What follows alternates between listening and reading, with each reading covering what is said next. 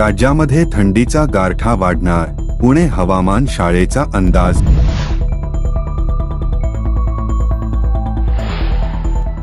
ऊसतोड कामगारांना वाढीव मजुरी नोव्हेंबरपासूनच होणार. सोयाबीन कापूस भाववाढीसाठी शुक्रवारी तुपकरांचं रेल्वे रोको आंदोलन. आता मुंबईमध्ये आरोग्य आपल्या दारी अभियान राबविणार मुख्यमंत्री एकनाथ शिंदे.